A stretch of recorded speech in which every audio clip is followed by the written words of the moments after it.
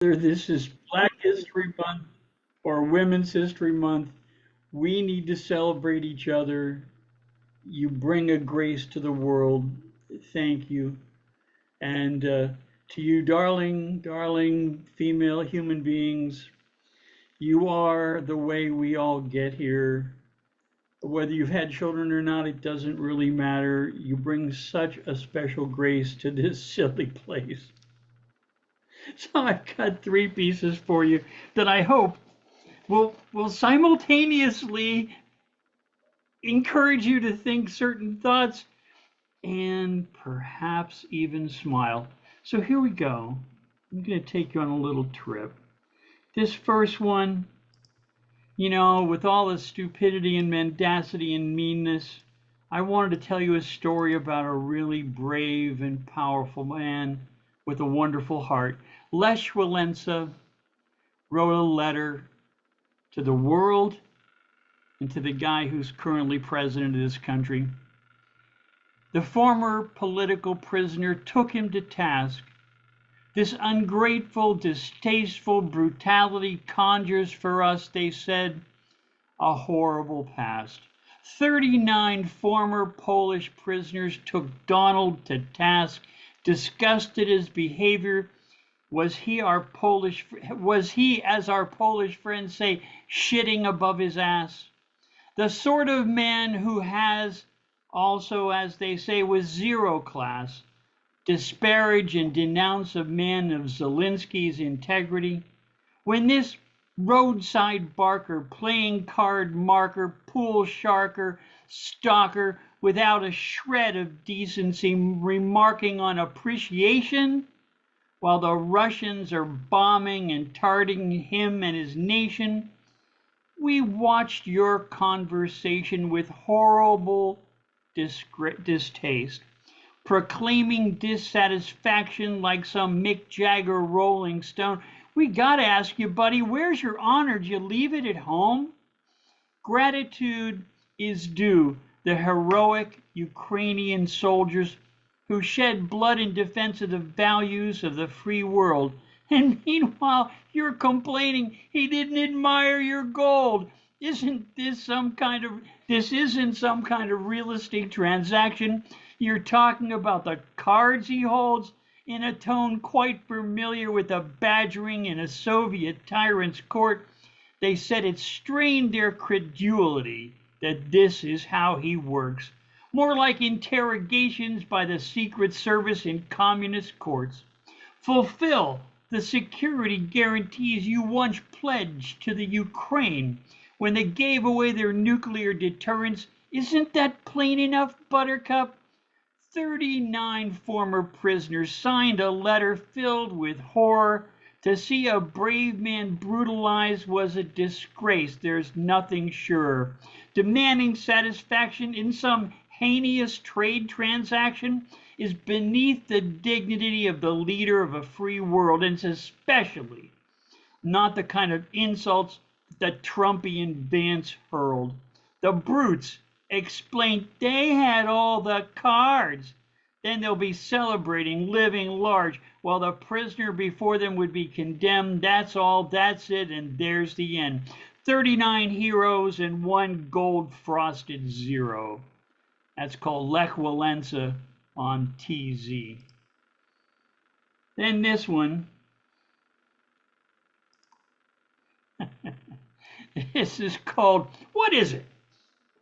What is it that tumbles there down deep in his brain? Now it seems we're at war with the dusty, rusty nation of Spain. What is it that brings us once again to his ornery, sad refrain? Now we're at him. We're at war. Which one is it? Oh, yeah, Spain.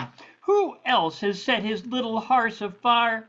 Is it the Maldives that provoke his ire? Was he losing there at golf once? Is this stewing the mad lad deeply frowning in his cups? Was it Paraguay that caused his wrath and ire and sent him screaming there, frenzied, unaware, high atop his tower? How is it he forgot tonight? They've already bombed the little darlings, not once but twice. Now, they've gone and done it. Now he's really mad. He once got sand in his slippers when he visited Samarkand. He ordered out the Navy, sent them to attack, but they'll first have to find a nearby ocean. There might be an extra one. Maybe it's out back. The Galapagos Islands were on last week's list. He thought he saw one of the antique turtles lean back and shake a fist. And a Malay village once raised his ire. He saw their Miss Universe entry. It set his little heart afire. He asked him to send her to Mar-a-Largo, The plucky little country told him right where to go. Last Tuesday, he told us Antarctica will be next. He thought it insulted him, so oh well, what the heck. He'll build a ski resort there for Don Jr., Yvonne, and Eric. He'll send them there in irons if they give him another panic. He heard of the ancient Egyptian god Bast. It was too much for him. That pussycat must be dispatched. It shall not last. Just another whim. Once he saw a gopher at his Doral's 18th hole. He had the whole thing set afire. Had him drop a hydrogen bomb there just to ease his ire. Rent'll be reduced there for a while in the neighborhood. It left a flaming radioactive zone, which wasn't entirely good. A mongoose was once shown to him sometime in a zoo. He thought he remembered the damn thing was from Michigan, maybe just outside Kalamazoo. So he had the whole place leveled late last Friday night. It was an unannounced episode. He watched it on TV all night. Marco brings the nachos. You can count on him. Christy Nome brings hot dogs when they let her in. Bobby Kennedy favors tequila, but you have to share the worm. But the CDC and FDA are shut down, so the details can't be confirmed. Canada is now our 51st and second state. Quebec insisted on a separate statehood, the second-class citizenship for all that frackin' francophone freight. Guadeloupe and Madagascar are 53 and 4. Yeah, so there's no one left to argue. We are who we are. Same old. And Gaza was liberated. It earned the 55th star, where there's only one with 6 points, like a shiny golden star. Some called it a bit off-putting, this new kind of foreign aid. Instead of milk and cookies, he sends them a big ticking grenade. Our army's never prouder, a parade each and every week. He keeps the cost of carrying in check. By the way, some killjoys have their own opinion. They may have called it bleak. We no longer care for wounded. If you're hurt, you're on your own. But there's a plan in the works to issue all the wounded a super smart Musk AI phone. It allows for one phone call for just 5 minutes tops. They could have made it longer, but that's for winners, not for flops. And my last one is happily off topic of politics, but this is for all of you. Most of us screen our phone calls because there's all the junk calls out there and stuff. Every once in a while, one gets through. So this is one of those calls that got through. I was, late at night. I was half asleep. Phone rings. I'm in bed, and I took the call. Okay, here it is. I took the call. I got a call the other day from a charming chap who called out, "Hey, we'd like to secure your house and grounds. Have you researched it yet? What have you found?" "I haven't looked thus far," I said. "I haven't been too concerned, not full of dread. From what I learned, we have a special deal this week. We have everything that you might see. What kind of service interests you?" I replied to his inquiry. It leapt for me since I was intrigued by this, even inspired, see? Could we get some critters from the zoo? Perhaps a tiger, a leopard, or an ape or two. They could patrol and scare off all the intruders, or maybe a pack of black-tip sharks, say, from Bermuda. Or maybe a pack of wolves to patrol at night. They could scare off any burglars, then take to their heels on some cloudless night. Or a laser cannon might be nice, on IR or AI. Laser cannon, automatic, right? Either way, to pierce or sever might be just a thing. It might be clever. Mounted high above the roof on a 360 swivel. Tell the truth, I like that better. Old Buck Rogers sure had maybe a minefield hidden on the sidewalk, sealed, deeply buried in macadam.